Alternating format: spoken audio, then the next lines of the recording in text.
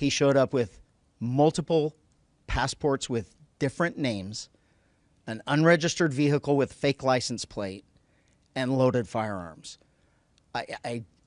If you're asking me right now, I probably did have deputies that prevented the third assassination attempt.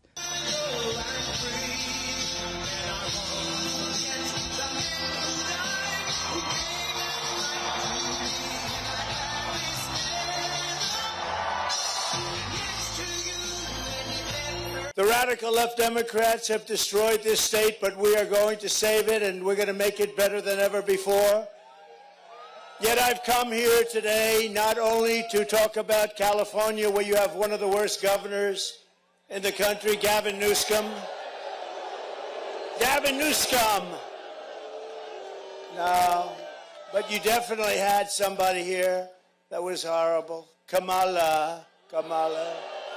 And now she wants to destroy our country. We're not going to let her destroy our country like she did San Francisco, right? Yesterday afternoon, before former President Trump arrived to the rally, we made contact with an individual on the inner perimeter of our operation at the rally. As you can imagine, this was a very large event. In regard to previous attempts on the former president's life, this was not something that we were taking lightly. We had a very detailed plan in place on how we were going to keep not only the former president safe, but all of the participants or the attendees of the rally safe.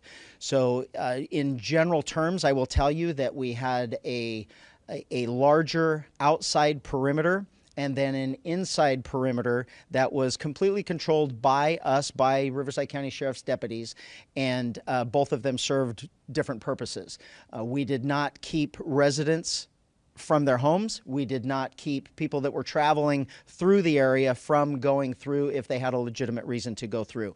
So the outside perimeter was basically to allow people in that we thought belonged there. The inside perimeter was to make sure people were proceeding in the right direction. The name that we have, and I'm going to put an asterisk by it as I explain this later, but we have his name as Vem, V-E-M, Miller, M-I-L-L-E-R, and his birth date is 10/26 of 1974.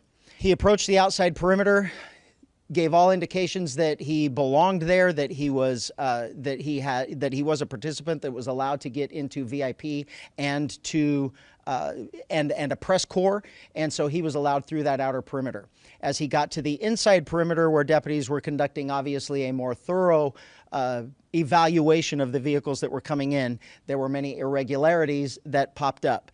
The deputy noticed that the interior of the vehicle was in quite disarray. The vehicle had an obviously fake license plate, and that prompted further investigation from our deputy into why the person was there and what he was doing. During that investigation, the deputy eventually found multiple passports with multiple names, multiple driver's license with different names. The vehicle was unregistered, and the license plate was what we in law enforcement would recognize as one that is homemade and indicative of a group of individuals that claim to be sovereign citizens, and assuming the deputy assumes that he was part of that identifying group. So during the investigation, obviously those identification documents were found, in addition to a loaded handgun and a shotgun. Obviously, this was before the former president arrived. The person was taken into custody. He was eventually booked into jail on those charges, and eventually he was released. He will have to further his court case in the future. There is absolutely no way that any of us are going to truly know what was in his head. I can tell you that none of the other probably 50,000 people that showed up yesterday for that event brought multiple passports with different names and guns. If we are that politically lost, that we have lost sight of common sense and reality and reason, that we can't say that, holy crap, what did he show up with all of that stuff for and loaded guns, and I'm going to be accused of being dramatic? We have a serious, serious problem in this country, because this is common sense and reason. I saw some of you there yesterday. You didn't have guns and fake IDs. I don't know how else to explain it. I couldn't care less what political party he belongs to. I honestly, I think that's the stupidest thing in the world, that we have to label something and we're labeling this as politics. He was a lunatic. He was, from my perspective in law enforcement, it's that group, if in fact it turns out that he is part of the sovereign citizens group, they are certainly considered a far-right group. I wouldn't, in my own personal belief, I wouldn't say it's a militant group. It's just a group that doesn't believe in government and government control. They don't believe that the government and laws apply to them. So I think it's fringe one way or the other. I couldn't care less. It's people trying to do harm, and thank God we prevented it. If you want to really see something that said, take a look at what happened.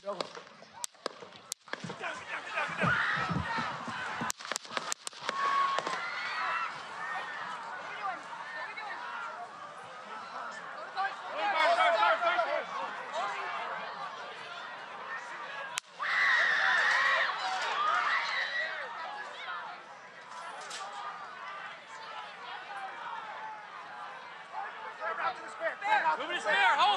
When you're ready. On you. Ready? Move. Up. Move. Go. Up. Hawkeye's here. Hawkeye's here. Move it to the spare. Spare, get ready. Spare, get ready. We ready? Down. Down. Are we good? Shooters down. Shooters down. Are we good to move? Down. We're good to move. We're clear. We're Let's clear. move. We're clear. Let's move. We're clear.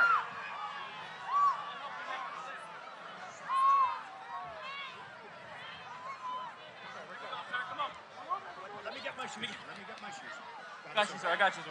Let me get my shoes, sir. Hold that in your head. It's bloody. So we gotta move to the bus. Move to the bus. Let me get my shoes. Okay. My shoes down. My shoes. Watch out.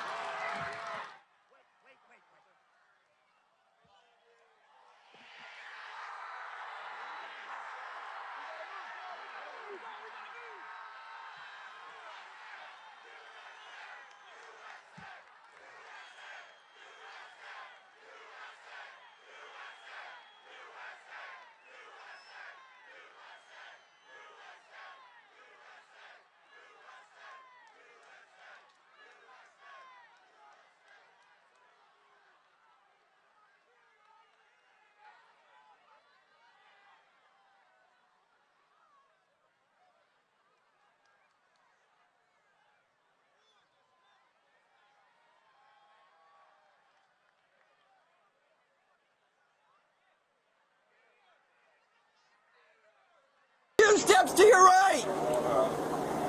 Take 2 steps to your right. Driver, walk straight back. Yep. Keep walking.